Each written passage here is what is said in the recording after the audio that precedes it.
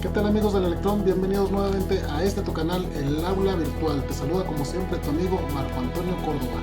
Para mí es un gusto, un placer tenerte aquí mirando estos videos que de seguro te van a enriquecer o algo van a aportar a tu conocimiento. El tema que te tengo preparado hoy es acerca de la potencia eléctrica. Comencemos.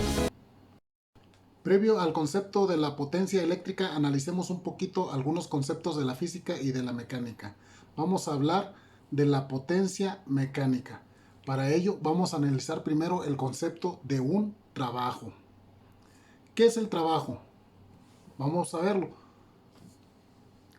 ¿Quién puede levantar una fuerza de 75 kilogramos a una altura de 1 metro?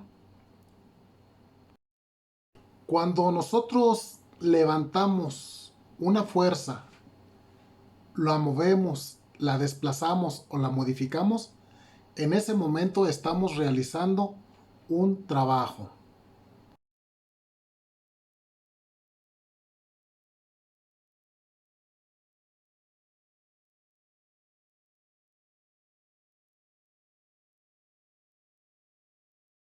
En la ilustración observamos que el trabajo es desplazar la fuerza del peso de 75 kilogramos cierta distancia, dijimos 1 metro. Observa que el trabajo es precisamente desplazar esa fuerza. No importa con qué ni quién la desplace, es el mismo trabajo. Aquí observamos diferentes formas de realizar el mismo trabajo. Sin embargo, este trabajo puede ser realizado de una forma más rápida o bien más lenta. Cuando nosotros integramos a nuestro concepto el factor de el tiempo, en ese momento nos estamos acercando ya al concepto de potencia. Obviamente estoy hablando de potencia mecánica. James Watt experimentalmente encontró que un caballo fuerte puede realizar este trabajo en tan solo 1 segundo.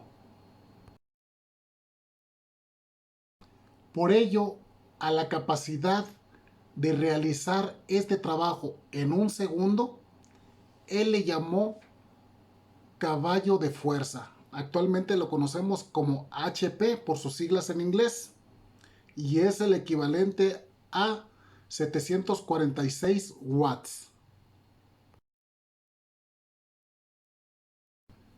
En la actualidad, generalmente los motores expresan la potencia en caballos de potencia, es decir, en HP. Y esta potencia mecánica se refiere a la potencia que se puede ejercer en la flecha del mismo motor. Así pues, un motor de 10 HP equivale a 10 caballos de fuerza. Tendría la potencia para mover 10 veces los 75 kilogramos en un solo segundo. Pero estamos hablando de un caballo fuerte, de un caballo flaco o de un caballo gordo. En su momento se utilizaron caballos. En la actualidad, el caballo de potencia está bien definido, que un caballo de potencia métrico corresponde a 735.5 watts, que es lo que generalmente llamamos caballo de vapor. En otro sistema de medidas, un caballo de potencia británico es el que corresponde a 746 watts aproximadamente.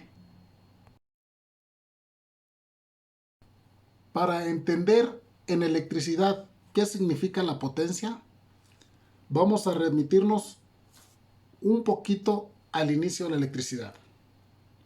Recordemos que la electricidad es causada por la fuerza de atracción o repulsión de los electrones.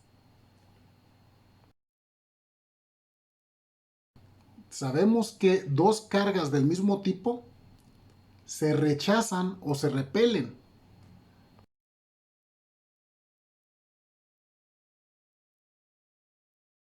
Asimismo, sabemos también que si son de diferente tipo, estas se atraen. Observa, aquí ya se está realizando un trabajo. Los cuerpos de los electrones son atraídos, es decir, son desplazados cierta distancia. Aunque esta distancia es microscópica, imperceptible para nuestros ojos, existe ya un trabajo al estar moviendo o desplazando un cuerpo. Pero no son un cuerpo cualquiera. Recordemos que el electrón va a aportar una carga eléctrica propia de su naturaleza. Entonces tampoco estamos hablando de un solo electroncito.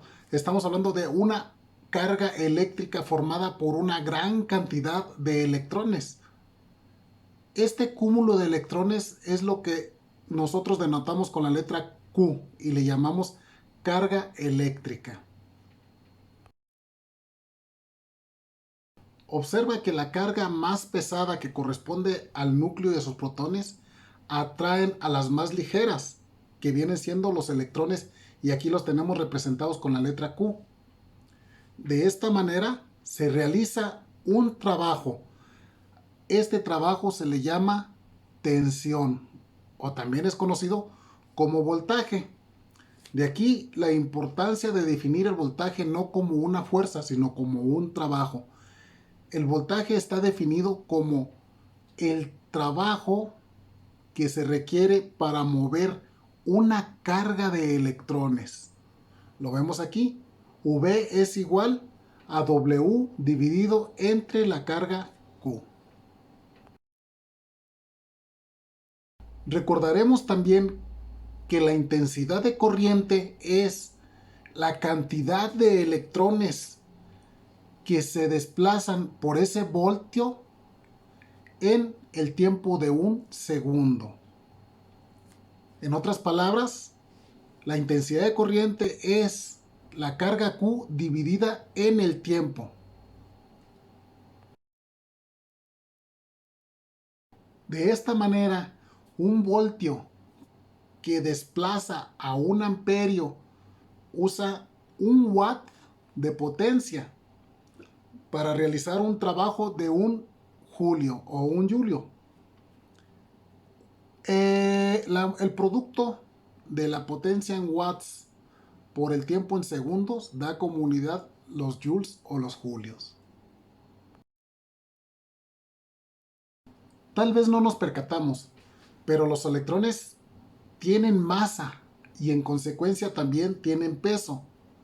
Así que el voltaje es el trabajo que se realiza para mover estos electrones de una distancia a otra distancia. Y la potencia viene siendo la rapidez para realizar este trabajo. Reitero, la potencia es la rapidez para realizar este trabajo. Pon mucha atención en esto, que es la base de la definición de la potencia eléctrica. Si tenemos un voltio que mueve a un amperio, entonces habíamos definido que el voltaje es el trabajo para mover a una carga. Voltaje es W sobre Q y la corriente es la carga que se desplaza en el tiempo. Entonces tenemos estas dos fórmulas para voltaje y para corriente. ¿Qué pasa si los multiplicamos? Encontramos la carga tanto en el numerador como en el denominador del producto, así que la eliminamos.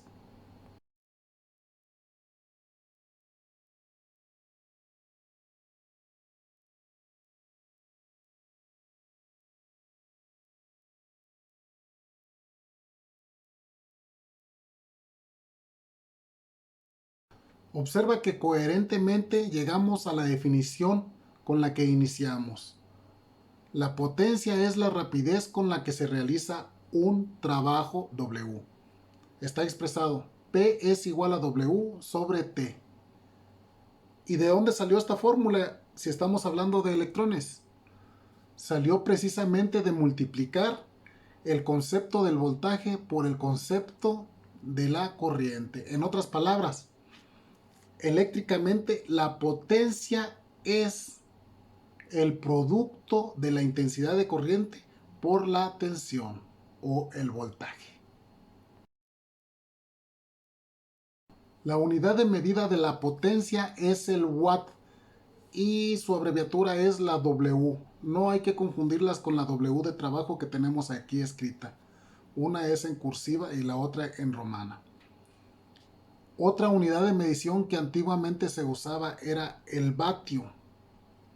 Ya generalmente es escaso escuchar que se le hable así. Por si alguna vez escuchas el vatio, se refiere precisamente al watt. Los usos principales que se le da a la electricidad es para producir calor, luz, fuerza magnética o fuerza mecánica. Y la potencia eléctrica está relacionada con la intensidad de estos efectos. Es decir, si tenemos dos focos del mismo diseño, el que sea de mayor potencia claramente nos indica que va a tener una mayor luminosidad. Igual, si hablamos de un motor, el que sea de mayor potencia obviamente va a tener la mayor capacidad para ejercer el desplazamiento de un cuerpo o bien mayor trabajo. Lo mismo estamos hablando para producir fuerzas magnéticas o mecánicas. A mayor potencia, mayores efectos mecánicos y eléctricos. Así de sencillo, la potencia eléctrica es el producto del voltaje por la intensidad de corriente y la potencia mecánica corresponde de la siguiente forma. Un caballo de potencia es igual a 746 watts. Recordemos también que el voltaje lo podemos escribir en función de la ley de Ohm como el producto de la corriente por la resistencia. Entonces, la fórmula anterior, potencia a voltaje por intensidad de corriente, se convierte en potencia es igual al cuadrado de la corriente multiplicado por la resistencia. Observa, aquí tomamos la variable del voltaje y la sustituimos por su equivalente, que es el producto de la corriente por la resistencia. De igual forma también la intensidad de corriente se puede expresar con la ley de Ohm como la razón del voltaje sobre la resistencia. Nuevamente, si sustituimos la intensidad de corriente por esa razón en la fórmula de la potencia, vamos a encontrar que la potencia es igual al cuadrado del voltaje dividido entre la resistencia. Pon mucha atención en esto. Hay tres factores que van a determinar la potencia eléctrica. Uno de ellos es la intensidad de corriente. El segundo es la tensión o voltaje. Y el tercero es la oposición a la corriente eléctrica. Para el ejemplo nos referimos a la resistencia.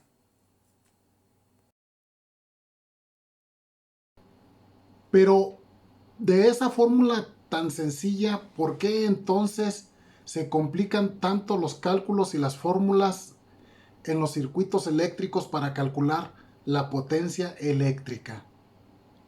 Bien, te lo acabo de mencionar. Hay tres factores que determinan la potencia. Dijimos la corriente, la tensión y la oposición a la corriente eléctrica. Y obviamente estos tres factores se encuentran en una gran diversidad de contextos y se requieren una gran variedad de criterios para determinarlos y calcularlos. Te pongo un ejemplo sencillito. Hablemos ahora de la corriente alterna. Sabemos todos que la corriente y el voltaje están en función del tiempo. En la corriente alterna no es un valor de corriente constante o de voltaje constante, sino que este varía en cada instante y aparte también alterna de un sentido a otro. En otras palabras, describen una función con respecto al tiempo o bien con respecto a un ángulo. Mas no obstante, aunque la resolución de este tipo de cálculos se vuelva un poquito más compleja, en su esencia viene siendo el mismo producto. La potencia instantánea es igual a la función del voltaje con respecto a t multiplicado por la función de la corriente con respecto al tiempo. Recuerda, es un producto, pero en esta ocasión no es un producto algebraico simple, es un producto de funciones. Bien, si tenemos que la intensidad de la corriente es la función que nos da la intensidad de corriente máxima o pico multiplicado por el seno de la frecuencia representada por Wt, y también en forma análoga el voltaje es igual al valor pico o máximo multiplicado por el seno de la misma frecuencia. Como ves, tenemos dos funciones que están con respecto a t o con respecto al tiempo. La potencia es, como te dije, el producto de la función del voltaje por la función de la intensidad de corriente. En otras palabras, sigue siendo el producto del voltaje por la corriente, solamente que está en otro contexto y con otros criterios. Matemáticamente se hace un poquito más compleja. En este caso, la potencia instantánea es un medio del producto de los valores picos del voltaje y la corriente multiplicados por 1 menos coseno de 2 veces el valor del ángulo.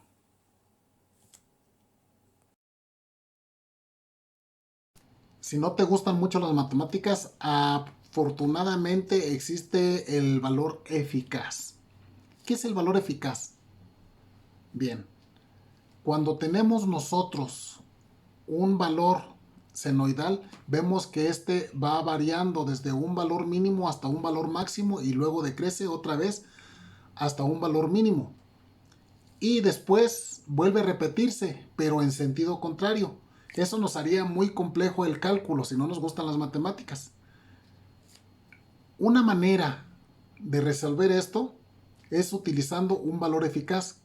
Significa que hay un valor equivalente en corriente directa que corresponde a un valor de corriente alterna y que producen el mismo trabajo y el mismo efecto calorífico en una resistencia. De esta manera,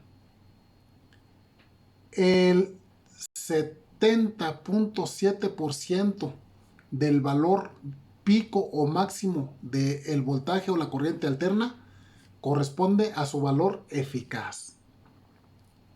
Esto significa una intensidad de corriente eficaz se puede calcular multiplicando el valor máximo que le corresponde en corriente alterna por el seno de 45 grados. Análogamente, el voltaje eficaz en una corriente alterna es el equivalente a la corriente directa y se calcula multiplicando el valor máximo o pico de el voltaje corriente alterna por el seno de 45 grados. ¿Por qué por el seno de 45 grados? Tú puedes calcularlo como quieras. Si alguien te enseñó que es 1 sobre raíz de 2 o seno de 45 grados o 0.707 o 70.7%, perdón, es lo mismo, es la misma cantidad. Usando pues ahora los valores eficaces mencionados, vemos que hay una nueva fórmula para encontrar la potencia eficaz. En corriente alterna estamos hablando. Bien, la potencia es igual nuevamente al producto del voltaje y la intensidad de corriente, pero ahora multiplicado por el coseno de teta. El coseno de teta es el factor de potencia. Ahora te lo explico. Recordarás que el tercer factor que te mencioné, que influye en la potencia eléctrica, era la oposición a la corriente eléctrica. Que cuando hablamos de corriente directa o de circuitos resistivos, nos referimos a la resistencia. Sin embargo, en la corriente alterna hay otros dos tipos de oposición eléctrica. Una es la reactancia y la otra es la impedancia. La reactancia se divide en dos tipos. La reactancia inductiva, que es la oposición que opone la inductancia al paso de la corriente alterna, y la reactancia capacitiva, que es la oposición que opone la capacitancia al paso de la corriente eléctrica alterna. Bien, tenemos entonces que la oposición está dada por la resistencia, por la reactancia capacitiva y por la reactancia inductiva. Juntas conforman una oposición llamada impedancia.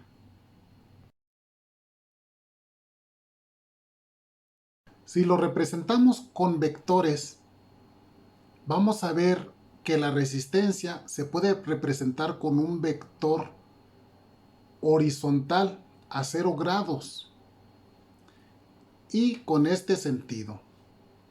Asimismo, la reactancia inductiva se representa con un vector vertical a 90 grados con respecto a la resistencia. La reactancia capacitiva se representa con un vector vertical también, pero en sentido contrario a la reactancia inductiva. Es decir, a 180 grados con respecto a la inductiva y a menos 90 grados con respecto a la resistencia. Observa la posición en la que se encuentran las reactancias capacitiva y la reactancia inductiva. Es la misma dirección, pero sentido contrario, por lo que se puede cancelar una a la otra. Esa es la razón por la que se usa reactancia capacitiva para corregir el factor de potencia, que vamos a ver más adelante. En general, las reactancias se pueden sumar algebraicamente. La reactancia general es igual a la reactancia inductiva menos la reactancia capacitiva, formando así un sistema vectorial más simple. Si no sabes mucho de vectores, no te preocupes. Geométricamente se ha formado un triángulo de esta forma. El cateto opuesto corresponde a la reactancia, mientras que el cateto adyacente corresponde a la resistencia. Y la hipotenusa o esta diagonal corresponde a la impedancia o a la oposición general hacia la corriente alterna. De tal manera que de forma matemática podemos encontrarlo usando el teorema de Pitágoras. La impedancia Z es igual a la raíz de los cuadrados de la resistencia y de la reactancia. De ahí podemos despejar para poder encontrar la resistencia, para poder encontrar la reactancia o bien la impedancia. Pero observa, aquí lo más importante es que existe un ángulo. este ángulo teta.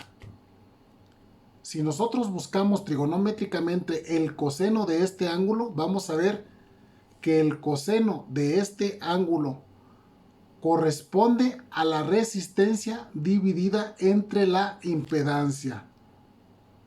Este es el coseno de teta, llamado factor de potencia. A ver, ¿qué fue lo que sucedió? El coseno de teta se calcula con la impedancia y con la resistencia. ¿No se supone que era con las potencias? Claro que sí. Recordarás que la potencia era la intensidad de corriente al cuadrado por la resistencia. En otras palabras, es el cuadrado de la corriente por su oposición. Y como las reactancias inductiva, capacitiva e incluso la misma impedancia son como si fueran resistencias para la corriente alterna, son oposiciones, entonces todo este sistema de vectores lo podemos multiplicar por el cuadrado de la corriente y de esta manera vamos a formar un triángulo con tres potencias. Observa, si multiplicamos la resistencia por el cuadrado de la corriente, obtenemos la potencia activa. Su unidad es en watts. Si multiplicamos la reactancia por el cuadrado de la corriente, entonces vamos a encontrar otra potencia, es potencia reactiva.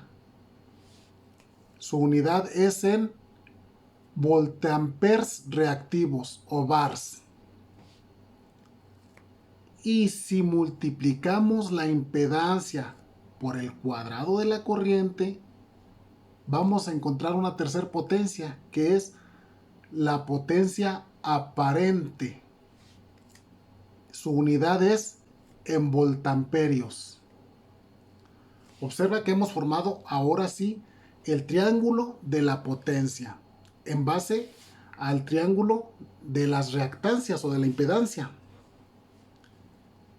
Estos dos triángulos son semejantes, tienen el mismo ángulo teta y podrás encontrar que el coseno de teta ahora también puede ser encontrado a través de la misma razón, dividiendo la potencia activa entre la potencia aparente.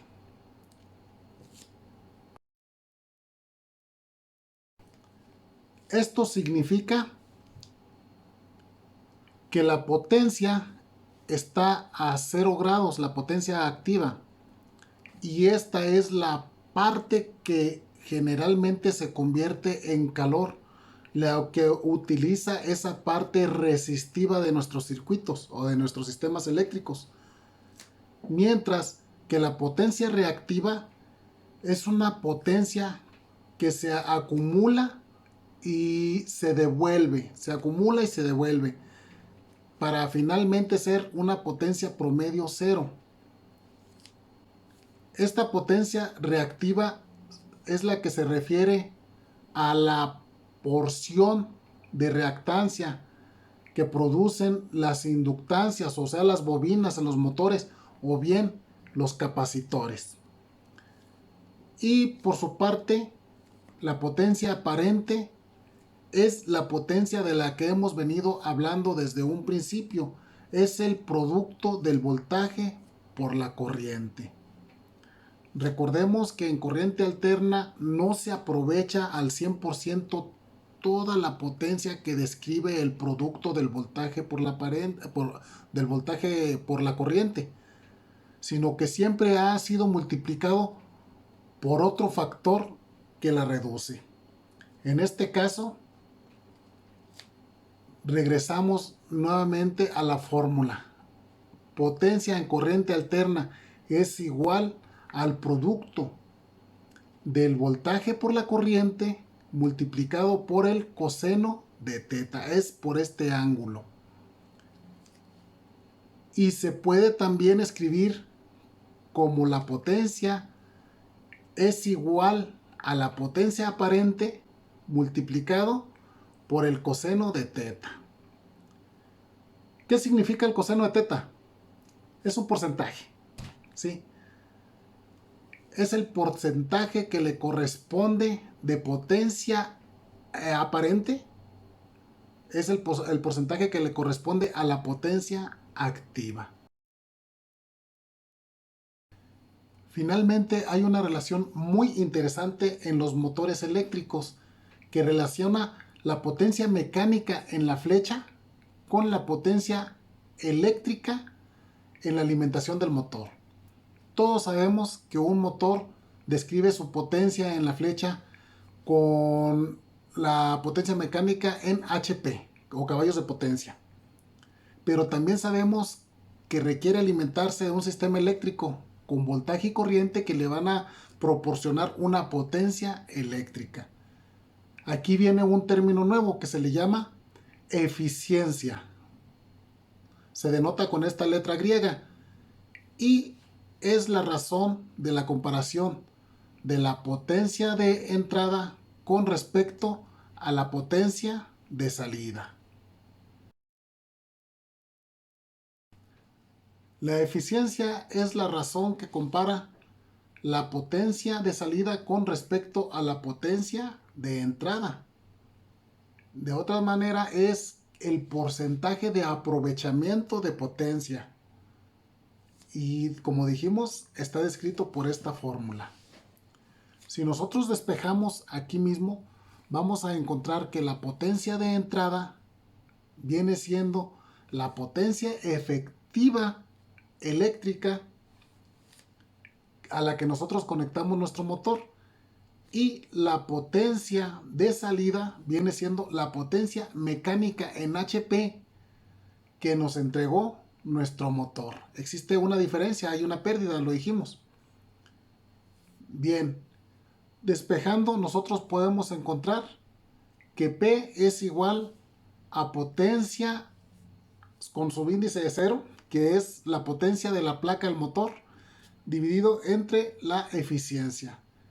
Recuerda, la potencia de placa primeramente debe convertirse en potencia eléctrica multiplicando por 746 watts para cada HP.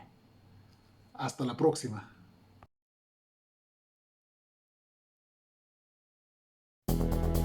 ¿Qué tal, amigo? Muchas gracias por haberme escuchado. Espero que este video haya sido de gran utilidad para ti. Hay mucho más que hablar acerca de la potencia, pero por el momento aquí lo vamos a detener. Espero que te suscribas a este canal si no lo has hecho, que nos compartas, que nos comentes, que invites amigos a formar parte de este gran grupo, el Aula Virtual, que te recibe siempre con los brazos abiertos y con un tema nuevo que comentar. Hasta la próxima.